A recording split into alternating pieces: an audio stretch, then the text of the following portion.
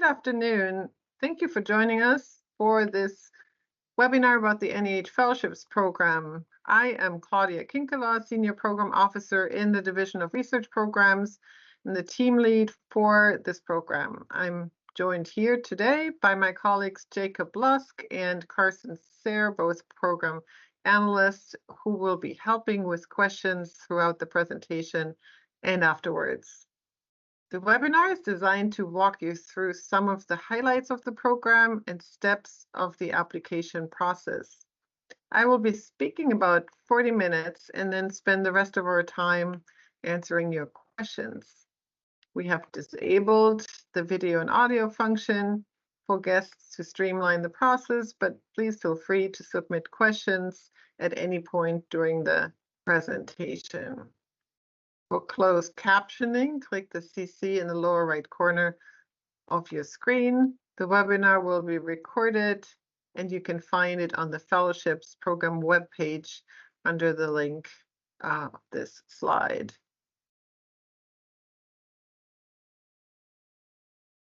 This is our agenda for the afternoon. I will give an overview of the Fellowships Program, discuss eligibility criteria, program details, review criteria, the contents of an application, and where to find more information. I will also give an overview of the review process. But first things first, the notice of funding opportunity is up on the website, and applications can be submitted at this link below. The major goal of the Fellowships Program is to support advanced and exceptional humanities research in all disciplines and fields. Your application will be stronger if you can clearly articulate your contribution both to your discipline and to the humanities in broader terms. Think about what questions and discussions your project will be able to contribute to and what it will add to those discussions. The program supports projects at any stage of development. That means early, middle, or late stages. Who should apply? The Fellowships Program is open to all disciplines in the humanities, but also to projects from the social sciences and the natural sciences that either apply humanities research methods or answer humanities questions and have interpretation as part of their research. We invite all disciplines, all individuals from all institutions, and especially welcome independent scholars and junior scholars. Sometimes we're asked, well, what are the humanities? To give you an idea, here's some of the disciplines listed on this slide, but really all disciplines are eligible to apply. For those that are outside of the purview of the humanities, we put the burden on you, the applicant, to demonstrate what the significance of your project is, and then the reviewer will be there to evaluate that reasoning. There are requirements who's eligible to apply. Formally, all U.S. citizens and foreign nationals who have been living in the U.S. for the 3 years preceding the April 10, 2024 application deadline. No advanced degree is required, no institutional affiliation is required. And while you do not have to have an advanced degree to apply, you cannot be enrolled in a degree program when you apply. So graduate students are not eligible for fellowships. However, for currently enrolled students, if you've satisfied all the requirements for a degree and are simply awaiting your conferral, you're eligible, but must include a letter from the dean of the conferring school or your department chair attesting to the status of the application as of the application deadline. What do people do and produce? The most common outcome of a fellowship is still a book or monograph, but we're seeing other types of products as well, including ebooks, digital materials, peer-reviewed articles, and more. Also, translations and editions with critical apparatus are fully eligible in the fellowships program.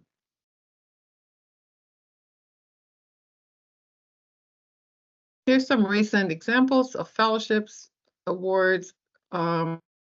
Just 3 of them. They were published in 2023 and 24. On the left, Residual Governance, South Africa. Portel's Planetary Futures, that's Duke University Press, 2023. Unseen Art, Making Vision and Power in Ancient Mesopotamia, University of Texas Press. And forthcoming in 24, The Interbellum Constitution, Union Commerce and Slavery in the Age of Federalism. That is Yale University Press. Just 3 examples that gives you a glimpse of the range from art to social science and also through all chronologies.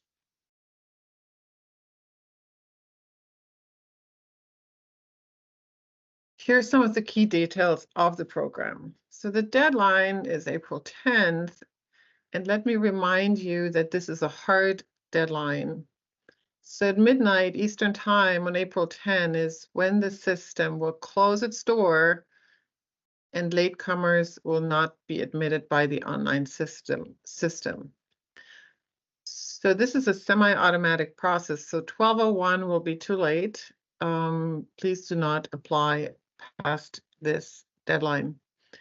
The notifications will be made in December for projects starting. So you can start as early as January 1st, 2025 or later.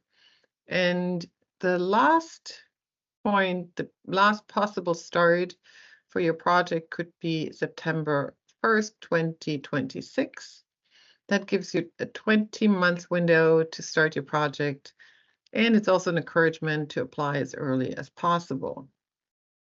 So the award can be requested between 6 and 12 months. Your period of performance must be full-time and continuous.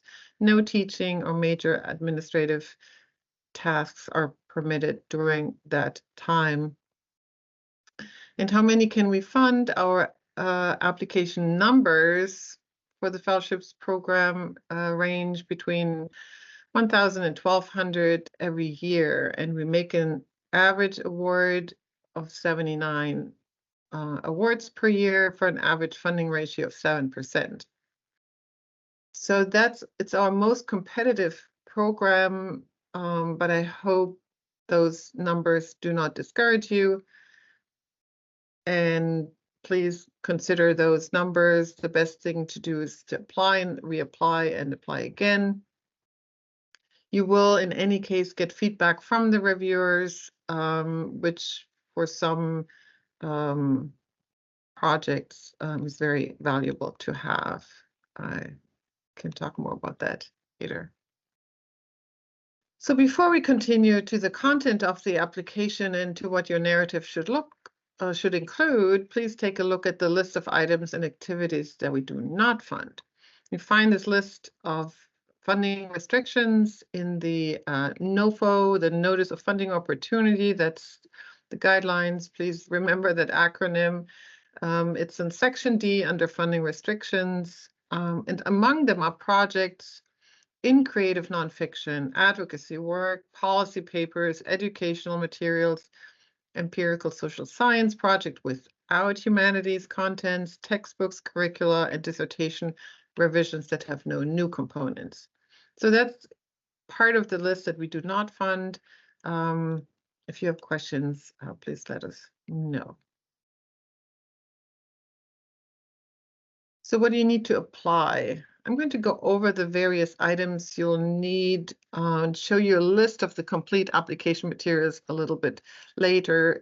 It will consist of a set of 7 to 10 components that you will submit through grants.gov. And you can find this information in the Notice of Funding Opportunity under D2, Content and Form of Application Submission, page 6 to 17. So let's talk about the content of your application. You need a 3-page narrative, single-spaced. That's the heart of your application. I'll talk a little bit more about it on the next slide. And this will be called your attachment 1. Second, we request a separate page for the work plan. This is attachment 2. Talk about that again later. Attachment 3 is a one-page bibliography. It should demonstrate your knowledge of the field and can be used as a tool to show variety in the literature. The reader will know that this list is not comprehensive of any subject. Attachment 4 will be your 2-page resume. This also will likely not be able to be comprehensive. I propose you focus on the items that most closely match the current projects or best demonstrate your competencies for the project at hand, and always add your language skills. For certain types of projects, you'll need a one-page appendix. These are attachments 5 to 7. For editions, that includes editions, translations, database project, and visual materials. All other projects do not need any appendices. And doctoral students who are waiting for conferral of the degree need to submit their letter under attachment 8. You also should take note of the 1,000 character summary of your proposal. This is important that the summary is important because it will be on the front page of your application, and it is what reviewers will read first and what we'll also use to sort them and put them in your review area. You can submit 2 letters of references.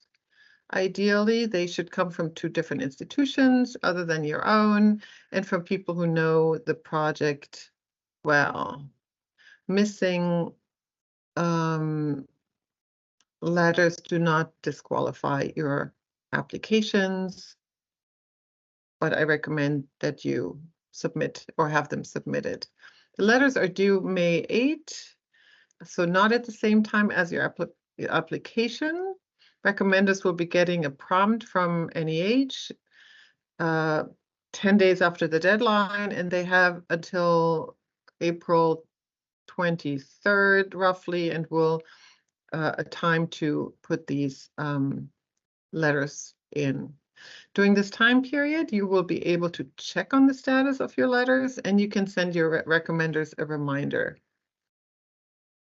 And the deadline for them is May 8. So no budget is required for the fellowships application. It is an award that acts as salary replacement and requires no budget. Format requirements. I would like to highlight the importance of the format requirements. Unfortunately, there is no wiggle room with the format, as again, it's a semi-automatic process, so I urge you to follow instructions closely. All format violations will render your application ineligible, and the program side will not be able to change any of the requests to help in this way. Please do not exceed page limits. Do not add extra attachments. Make sure everything's complete, as incomplete applications will also not be considered. So one tip I have, if you submit the application and need to change it, if you realize that something is missing, simply resubmit your application, the new application. As long as they arrive before the deadline, we'll take the latest, the application with the latest timestamp for review.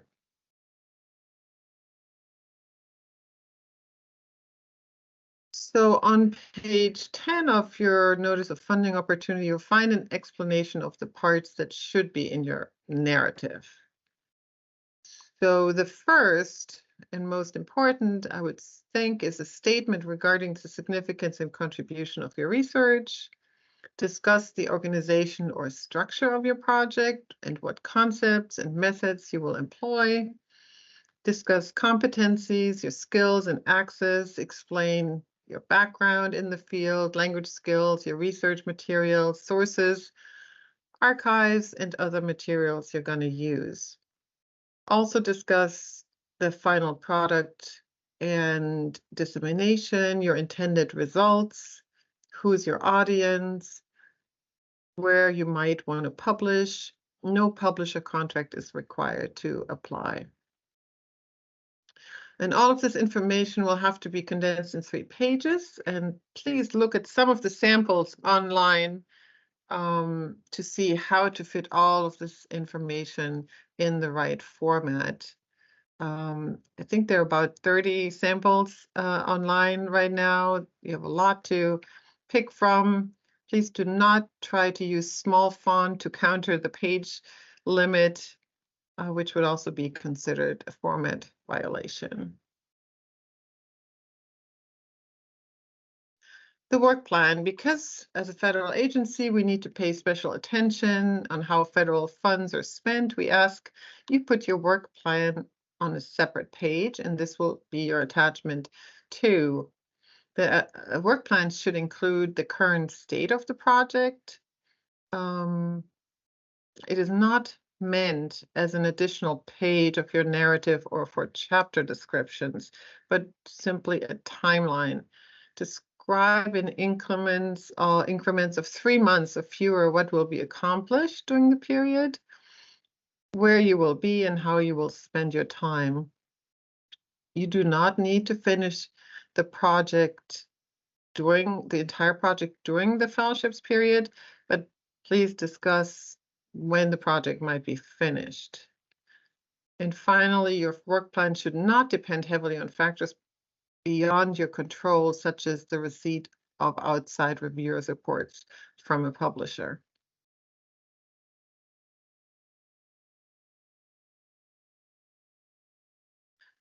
How will your project be reviewed? Before you start your application, your first step should be to take a look at the review criteria, which we will give to the reviewers for evaluation. This is section E1. I highly recommend that you use those criteria to structure and present your project. And I'll go through them one by one because they are your best helper. Tell your reader what your project is about and why it is important. You should explain what it will contribute to your specific field in a way that a humanities generalist can understand. You should also situate your project in the broader context of humanities research and knowledge. The main objective here is you want to ask yourself, how will my project change the scholarship? How will we think differently? Step back and ask, does it tell us anything larger? Press yourself to see the broader significance for the humanities. And one way to stress your contribution is to describe how your work fits in with other work in your field that has addressed the same subject. A short survey of where the scholarship is helpful. Are you taking research in a new direction? Are you using previously untapped primary sources? Are you proposing an entirely new interpretation of your subject? Are you adapting a methodology from another field? How is the methodology appropriate to the project? In short, what is unique, important, or new about your project, and how will it enhance scholarship in the field? The second review criterion is about how your proposal is written. Generally, peer reviewers find that a well-written, clear application is a predictor of the quality of the planned publication. So writing a good abstract and narrative is important. Propose specific research question and explain the methods, concepts, and approaches you will pursue to address them. The work plan, number 3, is vital. Provide a detailed work plan in 3 to 6 months segments. be realistic about how much work you can get done during the grant period, and be specific. I'm going to work on chapters 5, 6, 7. Say I will go to this archive or use that material. Think about where you're going to be when the award period starts. That will be 9 months or more from your application date. State where you're now and where you think you will be then. Number 4 is the quality promise of quality of the applicant's work. This criterion refers to your resume. Emphasize your strengths, exceptional language abilities that the project requires, archival collections that will add to the significance, and so on. And number 5, the likelihood that the applicant will complete the project. That refers both to the work plan and your resume. Mention expected publication or the outcomes of the project. Evaluators will look at your publication record and referee letters to decide whether they have confidence in your ability to produce the project.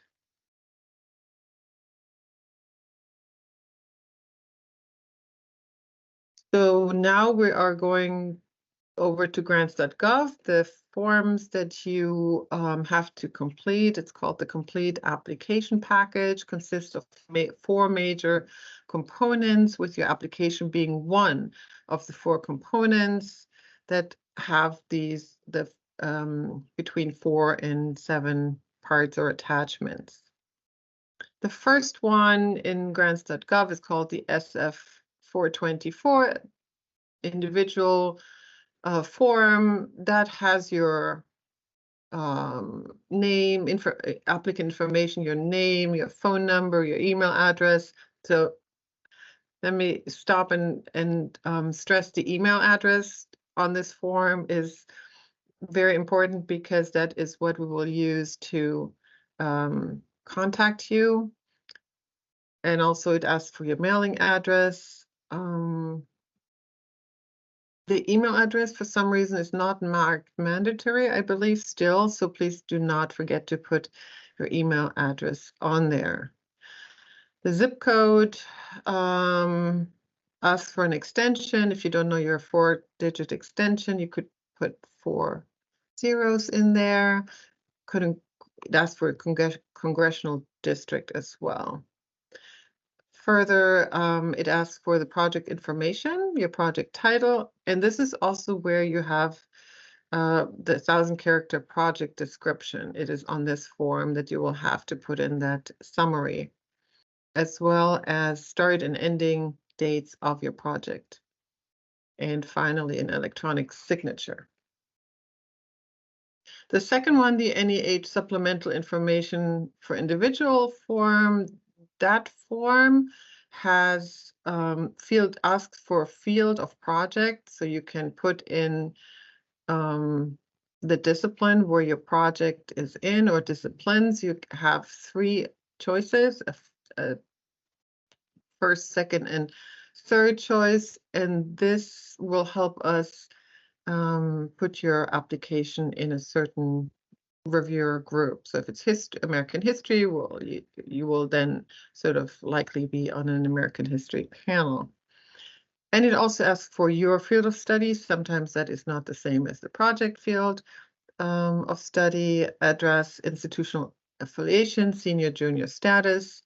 So just for NEH purposes, we define junior scholars as those who are 7 years or fewer beyond their terminal degree. It does not have any other meaning than that. This form also asks for reference letter names, email addresses, and affiliations of your recommenders. And again, here, the email address is the most important, so we can contact them, and please only put in 1 email address per person. Number 3, it asks for the project performance site location. This is a fairly recent form. It asks or put in where the project activity takes place during the award period. If you stay at home, then just put your home city or address in there. That is a quick form. And attachment four is your actual application, what we already have just talked about.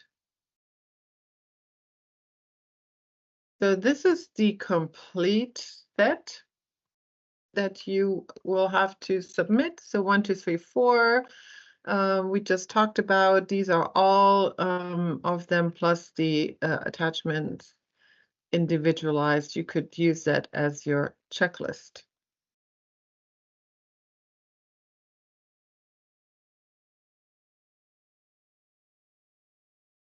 So you have to submit your application via grants.gov. If you do not have an account, you should register today and get you set up. You have to, all federal applications have to go through this portal. And the fellowships program is one of very, very few applications that require an individual account, not an institutional account. So there's one extra step you'll have to do.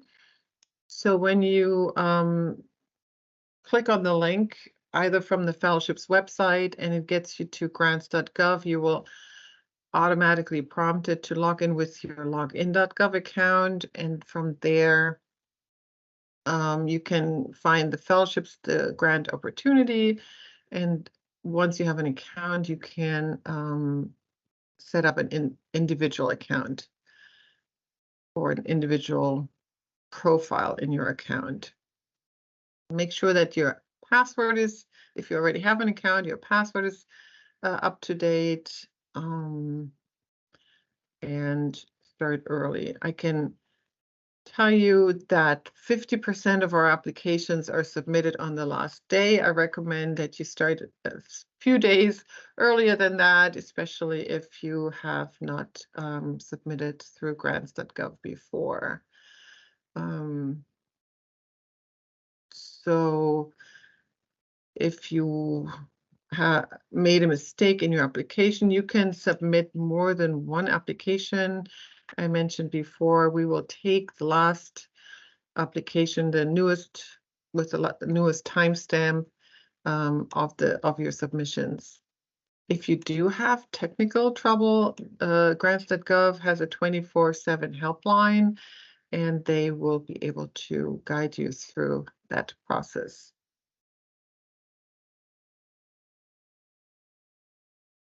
So you have resources available. The first is the previously called guidelines, the notice of funding opportunity that has instructions for applying, covers everything that we have talked about. The sample applications that are online on the fellowships website, all the way, if you scroll down, they're on the left all the way to the bottom. There's also on the very bottom of the main NEH website is a search tool where you can search all past awards from recently funded project, where you can see what kinds of project NEH has funded since we started. They're all available on this search form. You can also send us a note if you have specific question. Address is fellowships@neh.gov, and all of this information you can find on our website as well.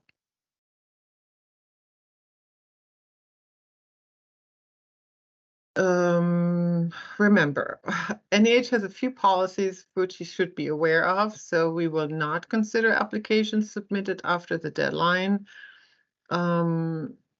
We will, and anything that is incomplete, non-responsive, or ineligible will not be considered, and any format violations as well. So I want to stress this again because it breaks my heart if we have to see that something cannot be reviewed because of minor mistakes. Please Pay close attention to the details.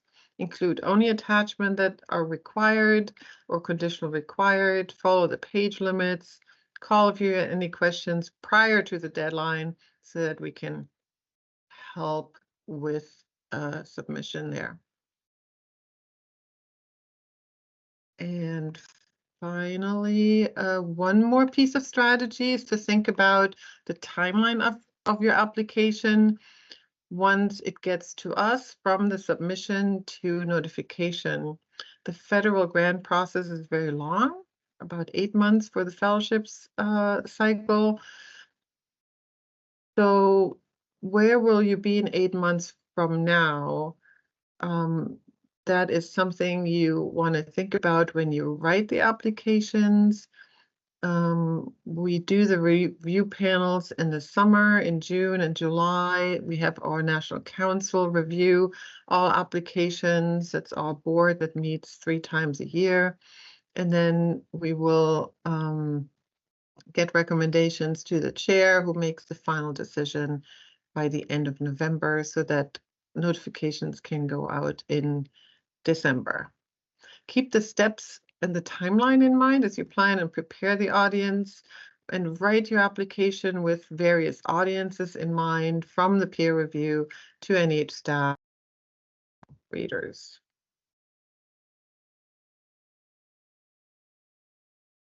I have a list of frequently asked questions I'm going to run through quickly. Are dissertation revisions eligible? Project based on dissertations, they're eligible to apply, but they need to demonstrate how their project moves beyond the original dissertation.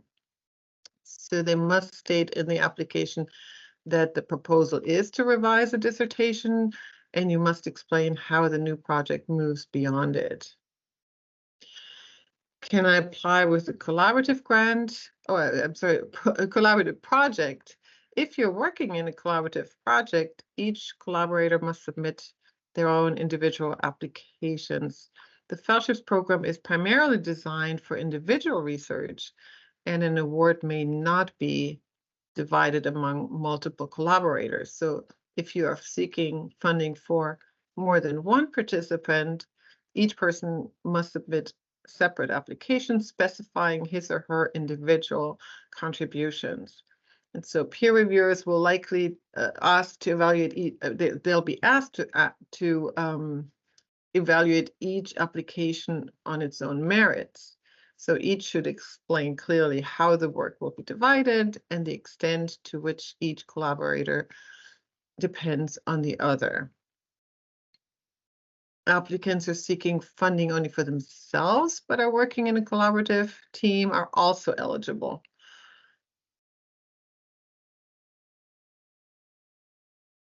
Can I apply to the other NEH grant programs concurrently? Yes, you can apply to most other NEH grant programs concurrently, including the Public Scholars Program, Summer Stipends Program, but you can only apply to one of the following. That is, you have to decide whether you apply to fellowships, awards for faculty, digital publication, or fellowships for advanced social science research on Japan. And you find that list in our guidelines as well. Should I apply to the NEA fellowships or the NEH fellowships for digital publications? So they're 2 separate programs. That is your choice and depends on the kind of digital project you have.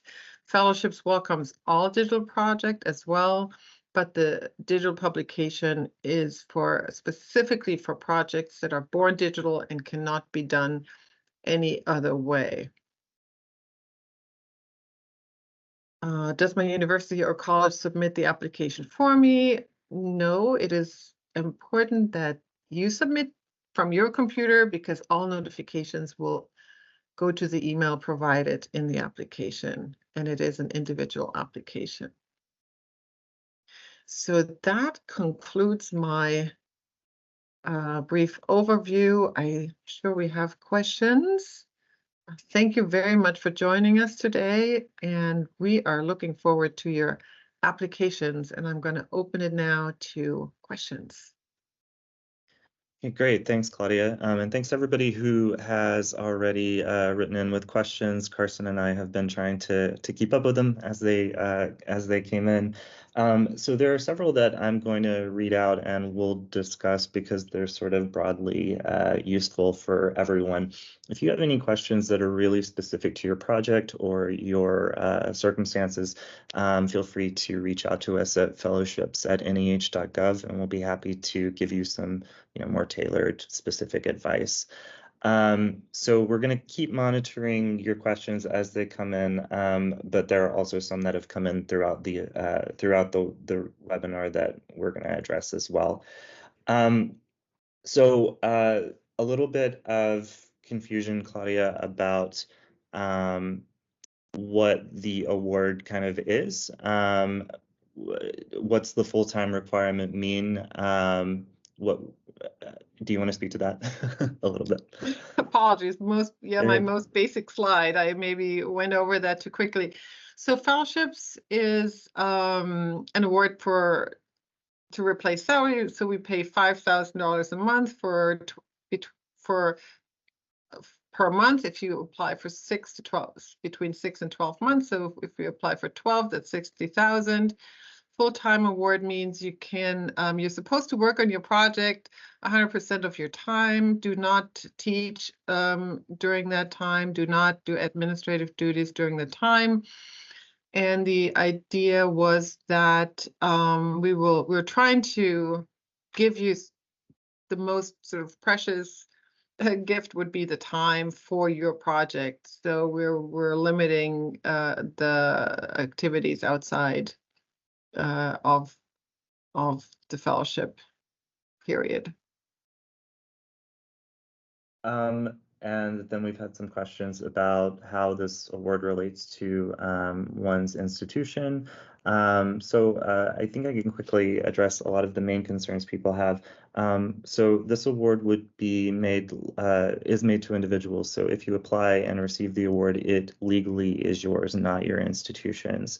You can have the funds routed either directly to your own personal banking account or through your institutions, and your institution can make deductions to cover fringe benefits, for example, but the rest should be passed along as salary. So that's kind of how the award works.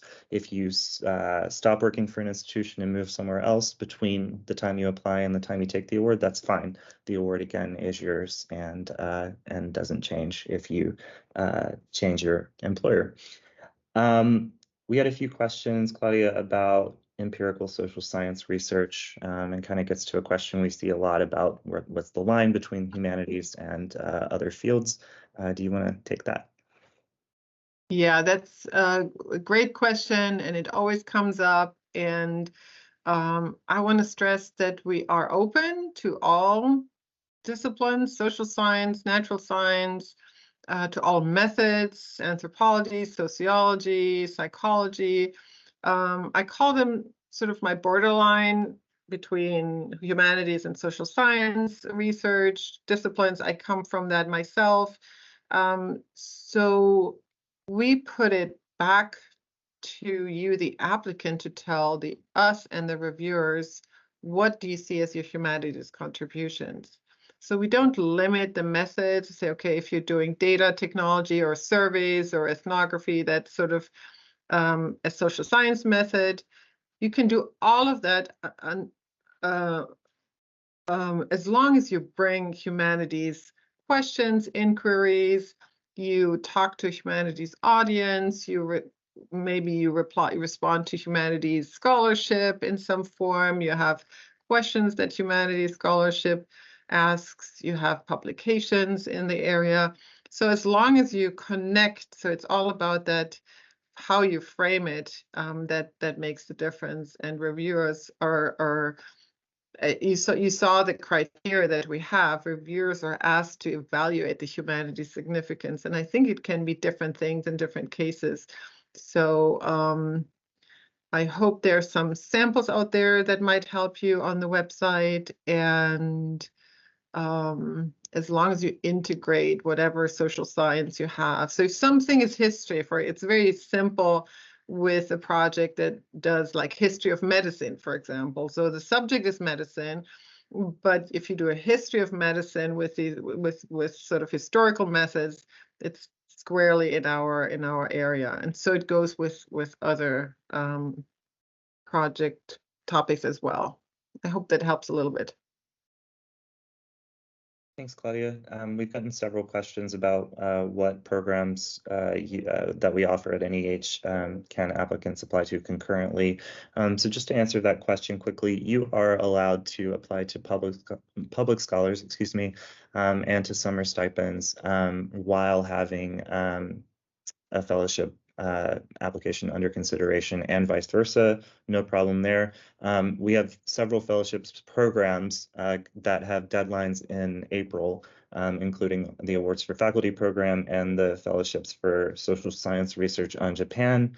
You cannot apply to either of those programs and to fellowships at the same time. Getting into questions about the application, Claudia, we had a couple people ask about the bibliography and what kind of strategy they should take with that. Is it important to cite the most relevant or most important texts in a field? Should they try to capture the diversity of disciplines that they might be engaging? Can you speak a little bit about that?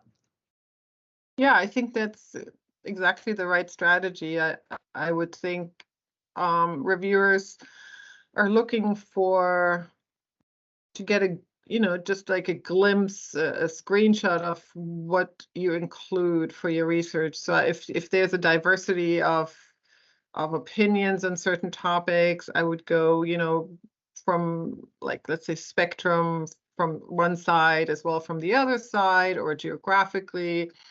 You can include, some people include, even if it's in different cultures, different language books. I would put recent books as well as classic books. You can, I would consider the bibliography as a snapshot of what is out there, and everybody knows that one page is not representative for a project. So also sometimes people ask primary versus secondary literature, or like if you do archival work, then people have a set of primary sources on top and say these are the archives, like 5-6 archives or archive, and then you have secondary on the rest of 2/3 of the page.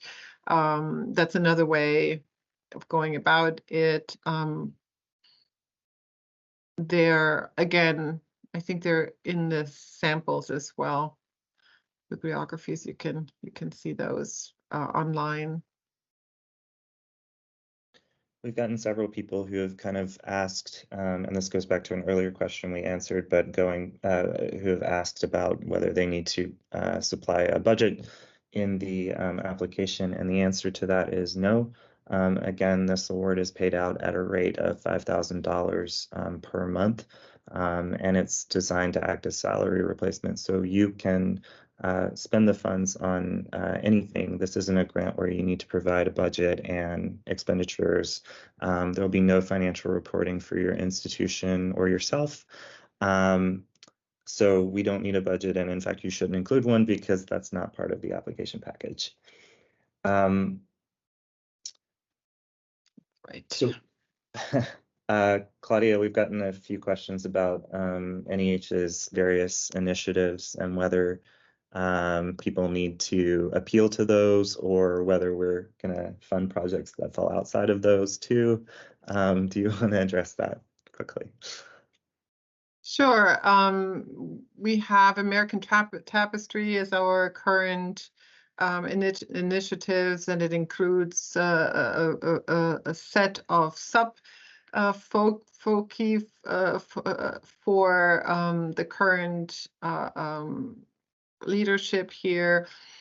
I would say that for the fellowship application, you do not have to worry about it, or you don't have to mention. You can mention it if you would like to, but you do not get extra points, so to speak, if you mention them, because the funding will be allocated after we make awards. So it's more internal than external. We encourage certain applications, but as long as it's not its own program, so initiatives give you an idea of where our thinking is and where our interests are, but the fellowships program is still sort of open to all subjects and areas. Seen a few questions come in that keep going back to the question of personal eligibility. So I've answered this in the chat, but I just want to quickly say out loud again. This program is open to all U.S. citizens and all foreign nationals who have lived in the United States for the past 3 years at least, with the exception of students who are currently enrolled in a degree program. Among eligible applicants, we do not give preference to anyone. We encourage applications from junior scholars because we tend to see them less applications from them, but the program is open to scholars at any stage in their career, including those who are retired. Getting back to the application package, I saw a couple questions come in about the resume.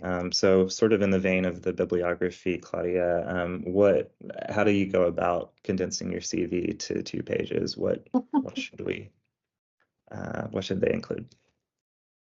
So you have 2 pages for the CV. I would include anything that relates to the project. If you have something if you already wrote an article about the subject or a book or presentations, anything that relates to the project or that shows your competency for the project. I know some people have 20-page CVs and you only have 2.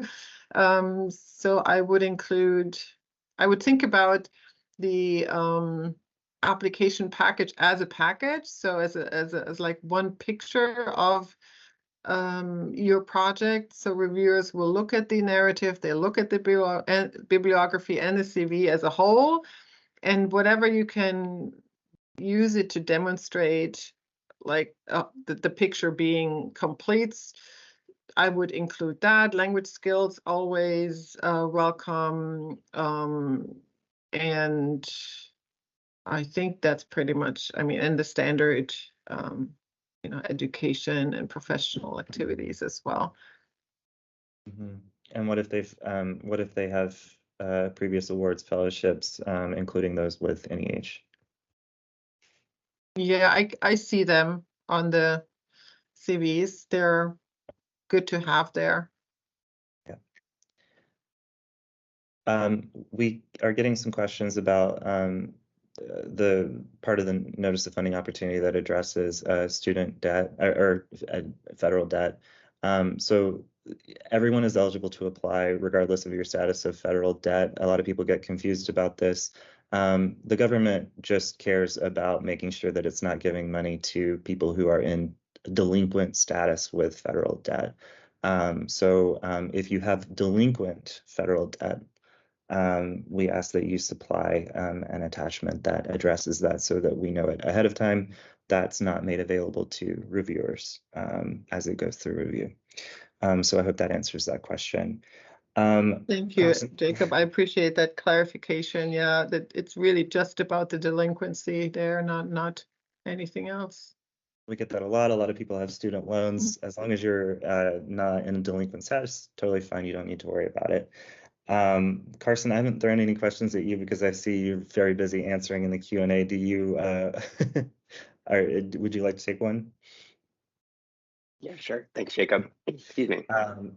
So Carson, we've gotten a few questions about dissertation revisions and people wanting to know if those are eligible in the program. Yeah, thanks, Jacob. So dissertation revisions are eligible once you complete your PhD.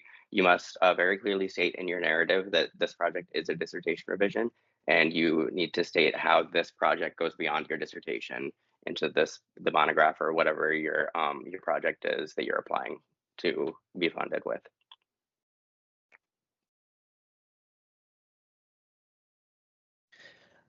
Claudia, we had a question about contracts. Are contracts with a publisher required at the time of application? And maybe more broadly, what ought they be able to say about their dissemination plans to be competitive in the program?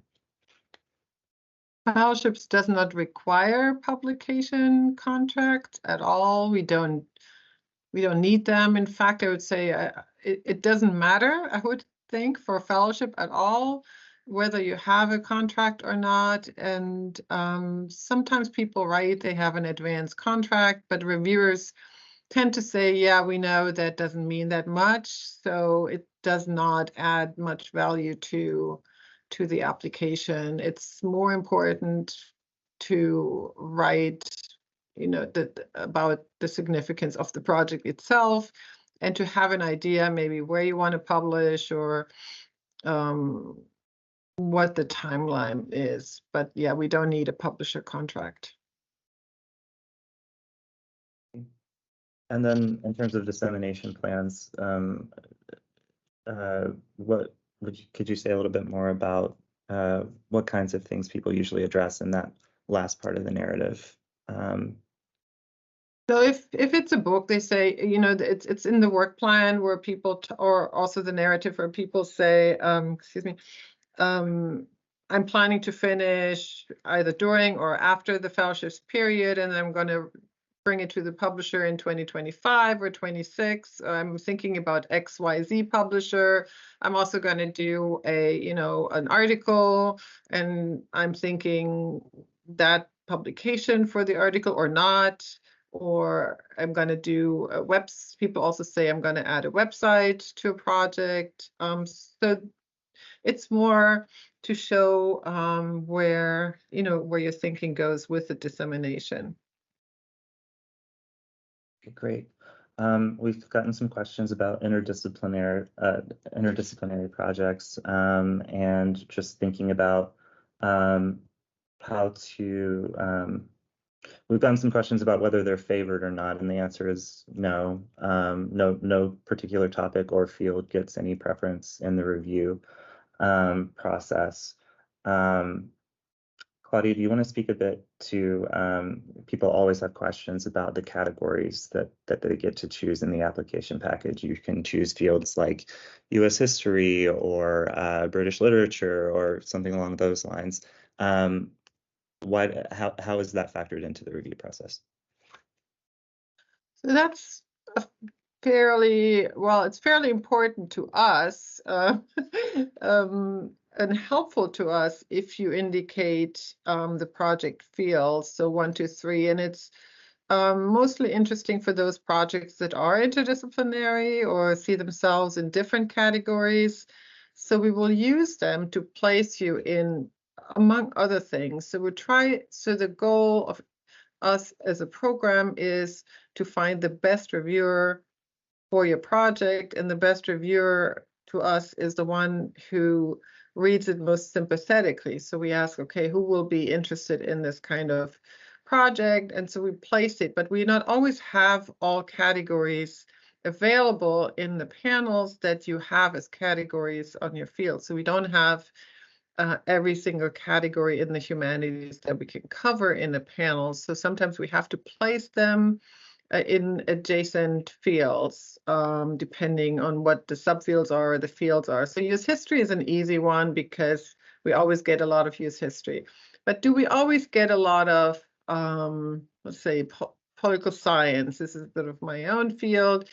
Yes, but then we also get some geography or urban studies or project areas that we don't get a lot of, so we have to cluster them. So the project fields are there for you to tell us, I think my project belongs to, these different categories, so we can pick the right one when it comes to review. We've had a few questions come in about resubmission. And yeah, to clarify, you can submit more than once. If you submit an application and then you realize, oh, I forgot to address this one point, or oops, my resume is too long, you can resubmit your application up to the deadline. We will move the most recent package, or the one that was submitted most recently will be the one that moves forward to review. And that's probably a good point to just remind everyone to make sure to double check all your materials before you submit. Maybe after you submit, make sure after you've converted all of your documents to PDF that they, stay within the page limits that you intended them to be confined to. Yeah, that's a good point, Jacob. PDFs. So definitely you have to have everything in PDF. So the system will reject Word documents. So if you even forget just one of them being a PDF, it'll reject it. So you'll be out. It's a very cruel system. Online submission. Sorry? I said we don't control it. It's grants.gov Right. is its own thing. So People get upset and say, "Hey, it was a mistake," and we say, "Yeah, we know, but we're just not allowed to, or we just don't even get it." So it just says incomplete or ineligible, and we can't reverse it. So the best is to do it early enough so you can check and maybe see if there's a problem, and then resubmit it if it's wrong. So that's why I think that timeline before the week before the deadline, I think, is important because, yeah, you want to catch those mistakes. Carson, you've been answering more questions as they come in. Do you have any more questions that have come in that regard the actual application package specifically that you've noticed? Let's see. Yeah, there's been some a lot of questions on both the 1,000-character project description and on the field of study list that's able to be selected from. So if you could address, just put those in context. Yeah, so again, the fields of study Claudia was just talking about, that gives us an idea of how you categorize your project. It helps us think about the best place to put it within the panel review process. So feel free to choose whatever you think is most appropriate for your project. In terms of the 1,000-character abstract, so on our end, you won't see it, but whenever you submit an application through grants.gov and it comes to us, our system's going to generate a cover page for your application that gives us all your, your personal information, those categories that I was just talking about. It's also going to give us a little space on the page for that abstract. So yeah, for the panel reviewers, it's just a quick summary of your project, quick introduction to what they're about to read. I don't think that grants.gov, I'm not sure that it cuts you off at 1,000 characters or not, but if you exceed that character limit, it'll be cut off on the page. So we encourage you to stay within that 1,000 character limit. With that, I want to move into questions about letters of recommendation because we always get lots of questions about letters of recommendation. The most important thing to know is that you'll indicate who your letter writers are when you apply. Once you've applied, you should go ahead and send your proposal to them so that they have it and can review it because NEH does not send the proposal to them. Their letter is not due at the same time your application is. They will be asked to submit their letters a couple weeks later. So you'll apply. We'll, on our end, be going through our initial intake review. And then after a couple of weeks, we're going to send a prompt to your letter writers, and then they'll have a week or two to submit the letter. So it's really crucial that you go ahead and send your proposal once it's done so that they have time to write their letter. Claudia, we always have a lot of questions about who are the best people to choose as your letter writers. So would you like to take that?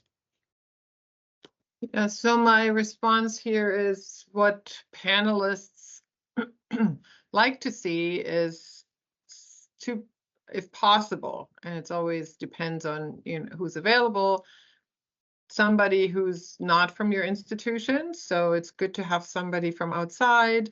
If you have two people from two different institutions.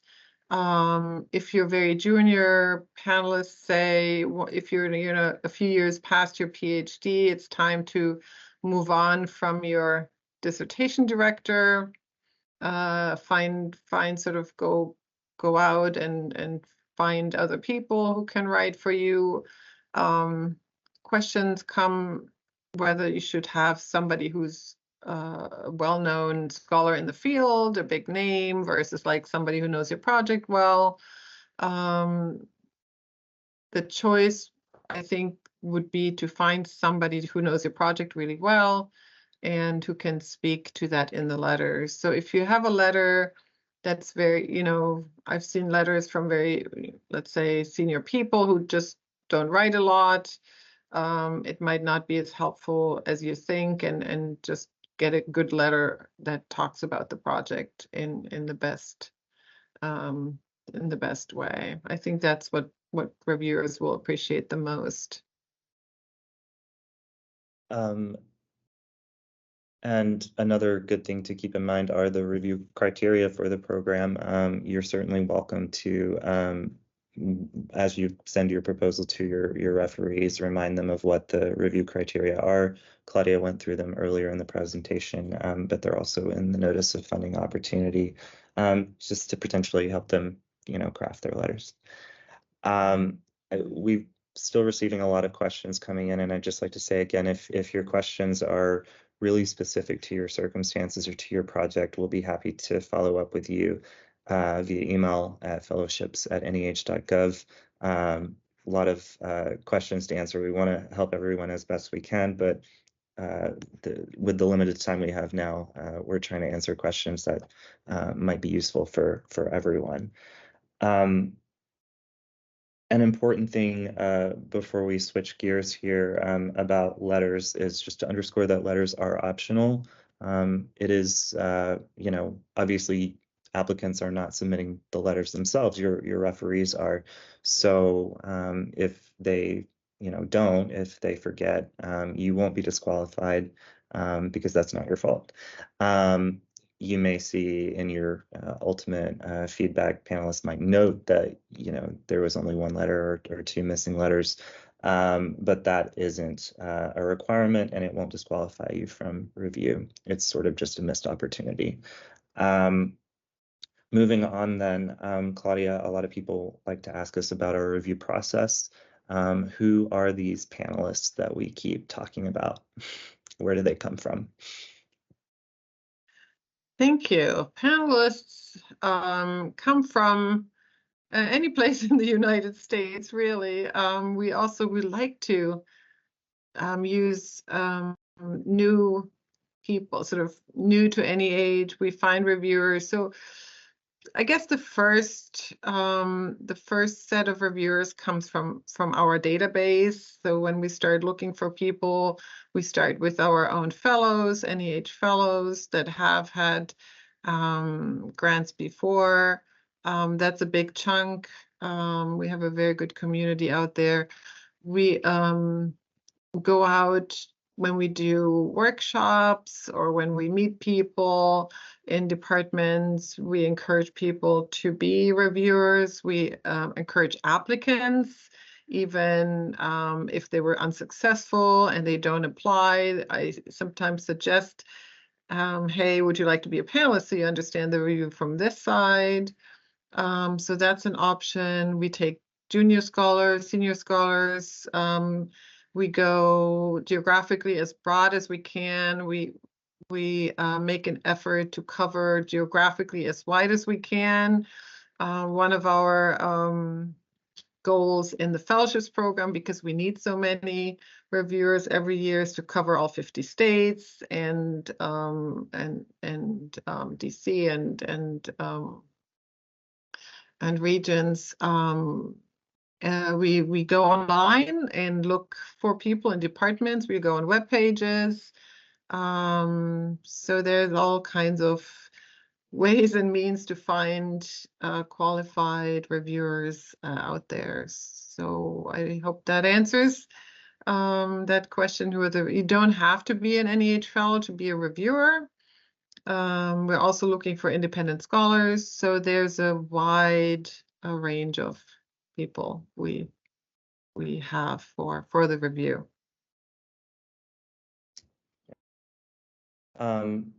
We had a question earlier, Claudia, from someone who noticed that they've applied a couple times and they got their feedback from this most recent round, and there were more comments than there were the first time.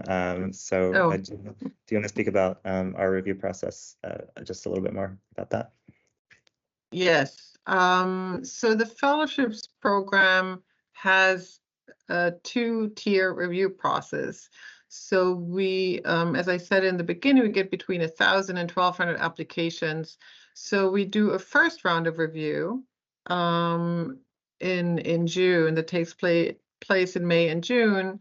And then we have 3 reviewers for this first round, and that's mostly disciplinary, so we try to be as close to the disciplines as we can.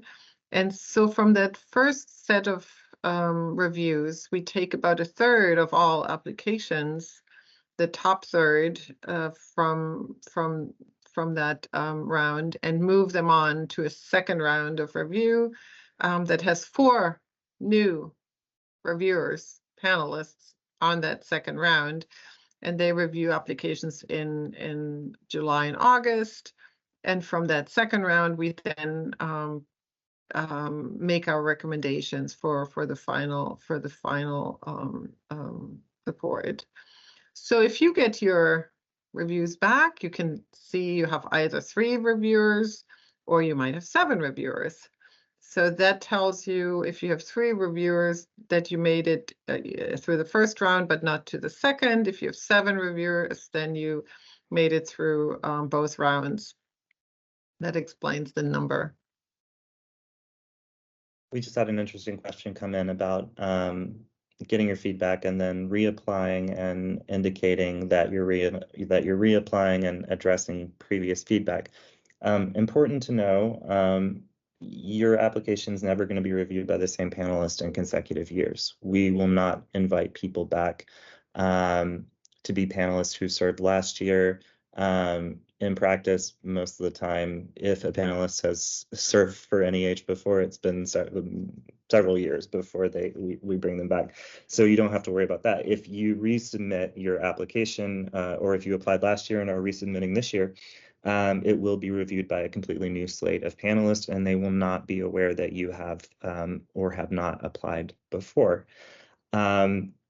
So it's not necessary for you to address feedback that you've gotten in the past and how you've changed the application from the past submission. That would sort of take up space in your narrative that might be better suited to just pitching your project. Claudia, would you agree with that? Yeah, so my take on the reviewers' comments are such that, depending on if you have 3 or 7, I would read them in a way where I can find things that might, where I might improve my project.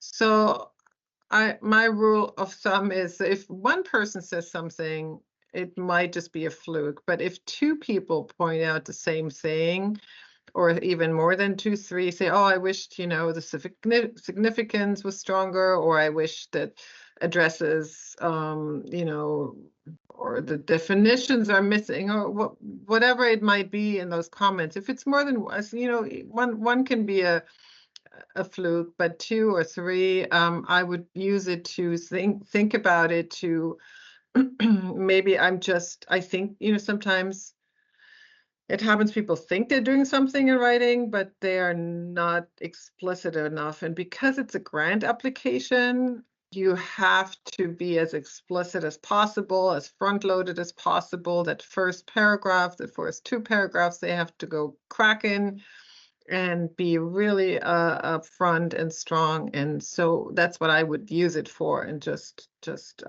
use those comments to do something with them. And then we quickly got a question about how you get your feedback.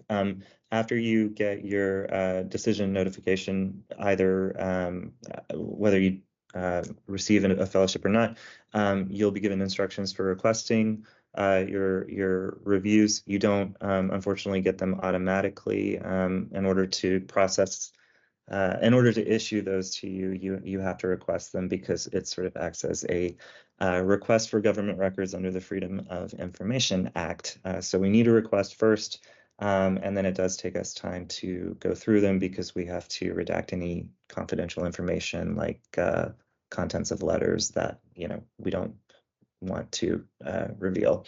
So it does take time, but within about 8 weeks, 6 to 8 weeks, we can get everyone's back, but a lot of people will get them within a week or two. And then Claudia, a last question about reviewers. Are panelists actually choosing the winners of the competition? No. Panelists reviews, comments, evaluations are recommendations. All our panels review, because we're a federal funder, we do not make final decisions at that stage.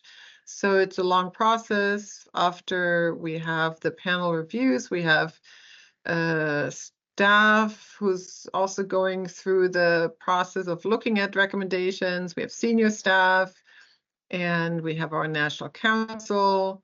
That's why I brought up that long, sort of the little staircase slide.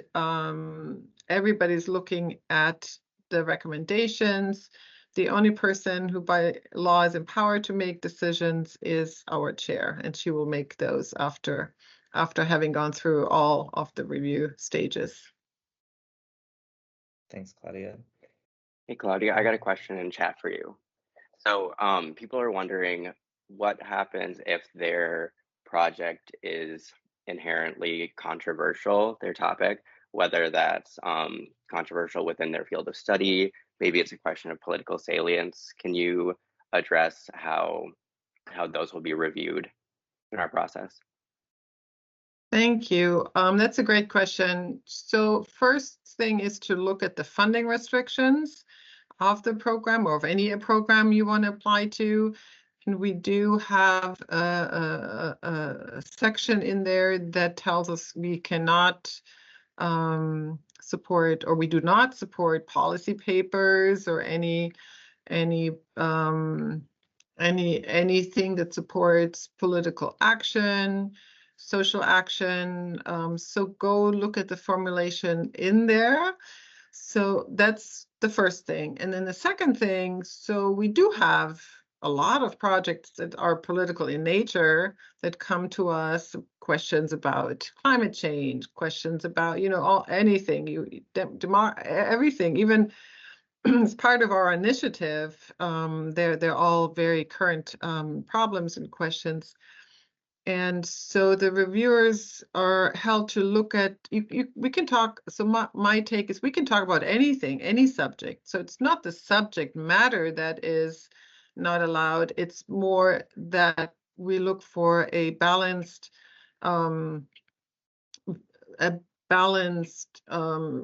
view or scholarship, or that you show, if you talk about one side, you want to talk about the other side. And if you have normative questions, then you put it in a normative framework.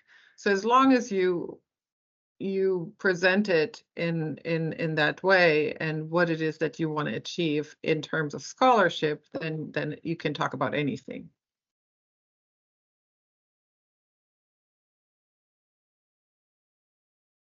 Thank you. Yeah, and we'll usually, to follow up on that, we'll usually pose those kinds of questions to panelists.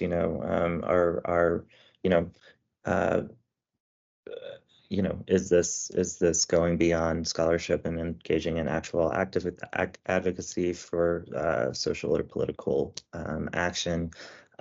We don't usually make that call as a staff off the bat. Yeah, so we've kind of come to the end of some of the questions that I've seen. I'm going to ask Carson quickly if there are more that have come in the chat that he'd like to answer. We have about 15 minutes left.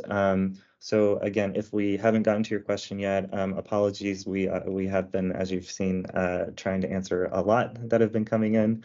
So we're doing our best. And again, if we don't get to your question, happy to follow up through email. So if you still have some questions that you'd like for us to answer, you can feel free to enter them now, and we'll try to get to them. And Carson, do you have any that you'd like to bring up for us? Claudia, when will this recording be uploaded? I think probably a week to 10 days, I would think. Should be up there. We have to get it cleaned up and go through the proper channels. Well I do before the see. deadline, though. Oh, Well yeah. before the deadline.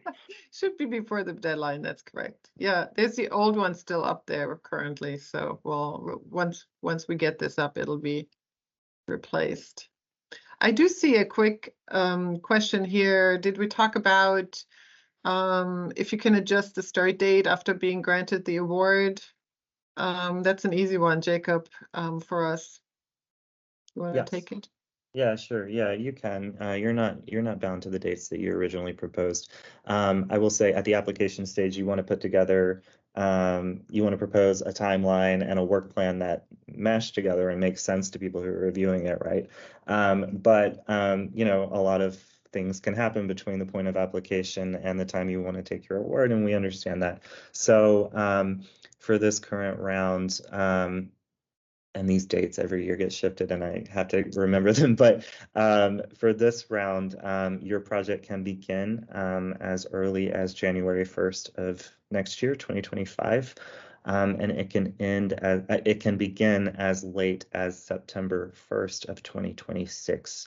So you have about a 20-month, maybe 20-month window of time to begin your award. What else did I want to say about that?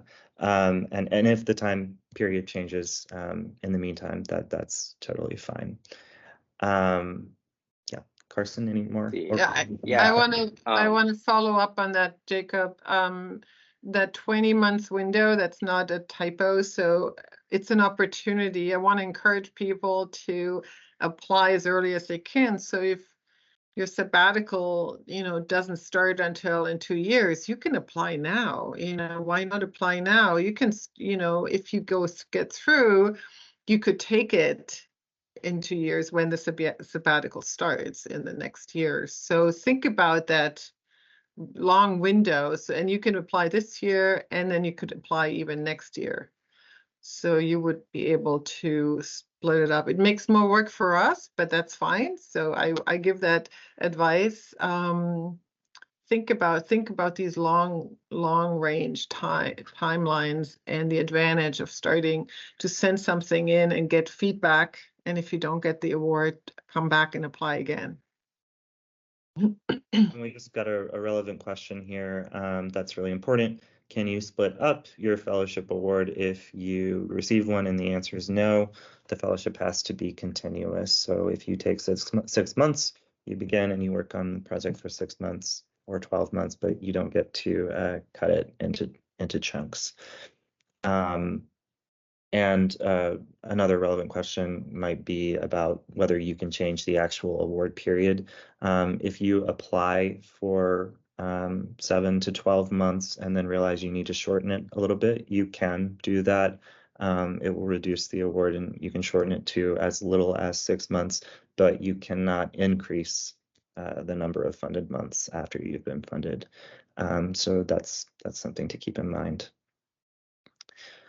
Any more questions, Carson, that you want to throw out? Just because someone, with regard to splitting up the award period, mentioned our awards for faculty program.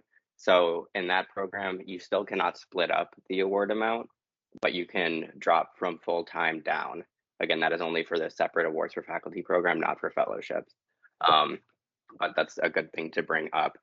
There's another question related to changing the period of performance. Can you change the actual scope of your work plan after yeah, after receiving an award.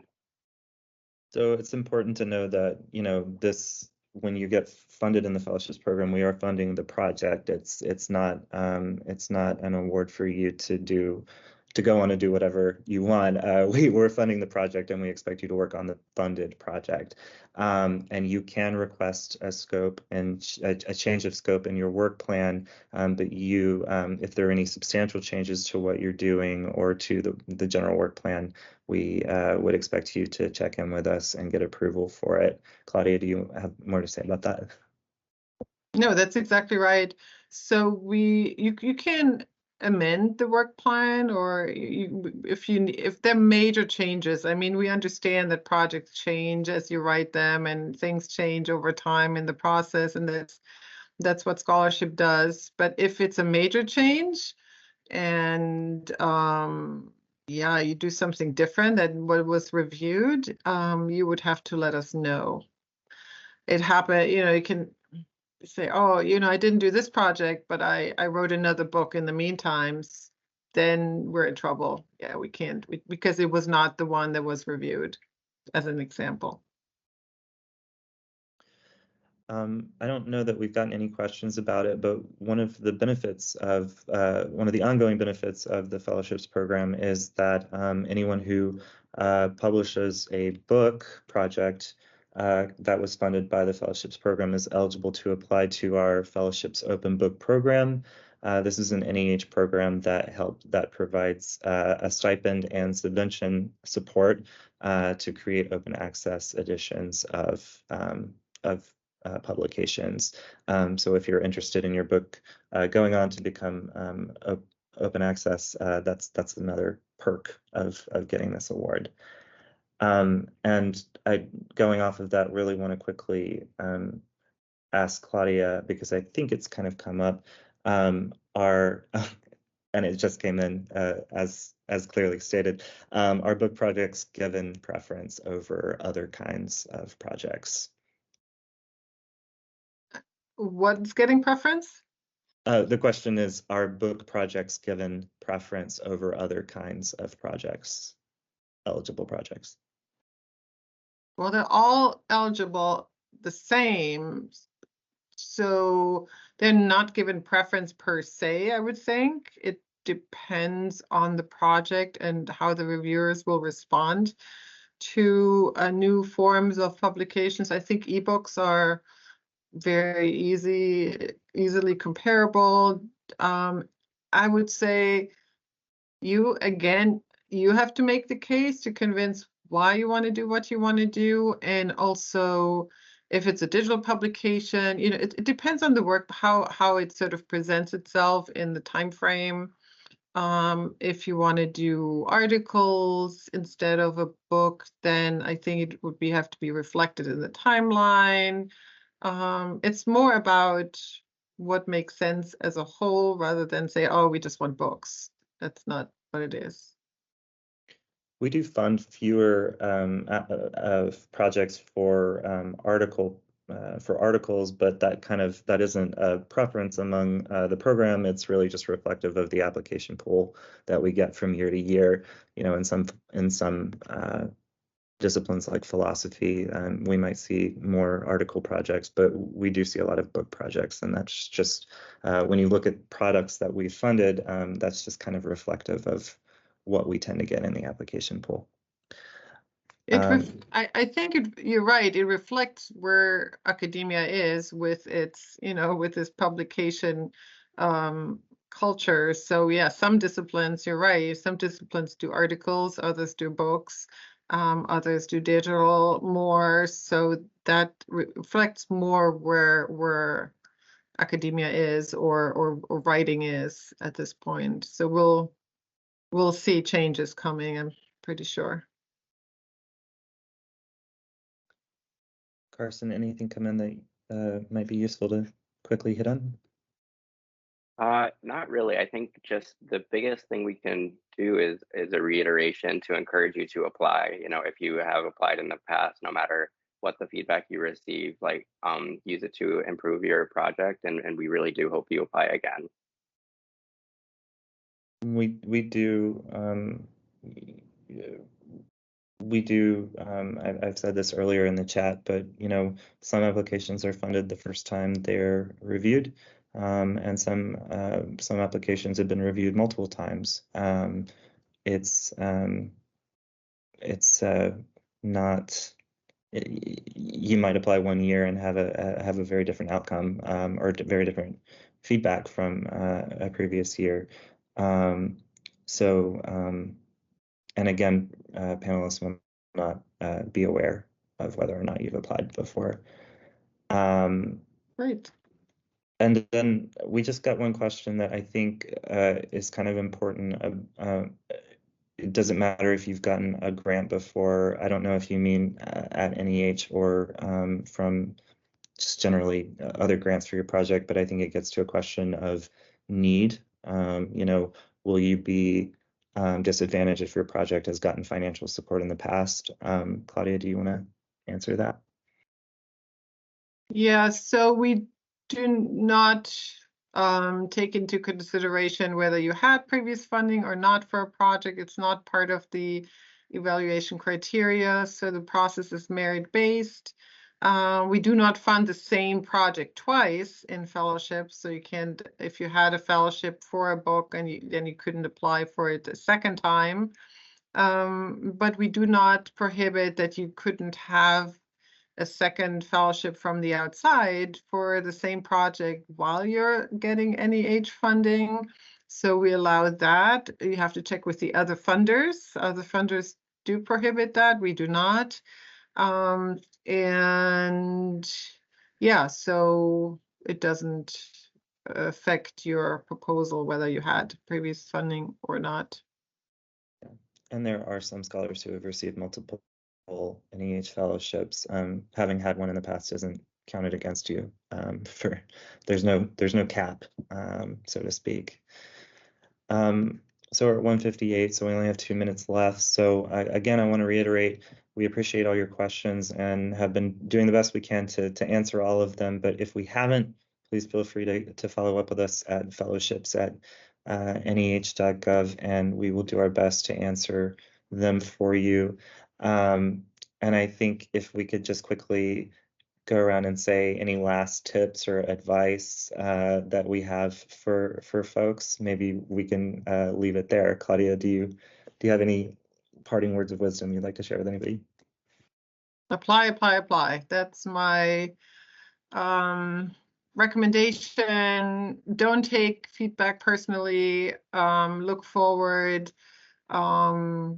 Take it with a grain of salt. We have a very low funding ratio, but I think you hopefully will get good comments back if you apply. And if you don't, please send us a note if you want to be a panelist or be a reviewer.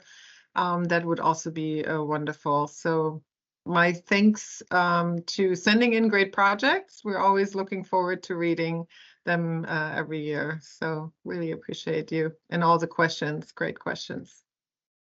Any tips from you, Carson? Let's see. Yeah, I think the thing that I just said, yeah, if you do not apply, you will not receive a fellowship. And that's the only certainty, so please apply. Yes, and my parting advice is that behind the bureaucracy are a bunch of people who really care and really do want to be helpful. So feel free to reach out to us if you have any questions. And echoing my colleagues, apply, but also apply before the deadline. Don't wait. Every year we have emails from 11:59 the night before with people with questions. So remember that grants.gov is an intricate federal system, and it's a good idea to try to apply as early as you can. Don't wait till the last minute. So yeah, with that, thanks so much everyone for your questions and participating. Claudia, I'll turn it over to you. Thank you. We'll wrap it up, and thank you for joining us for the webinar, and we'll do our best to have it up as soon as possible. So give me a week or 10 days. Thank you. Thank you, everyone. Bye-bye. Bye. Thank you. Bye.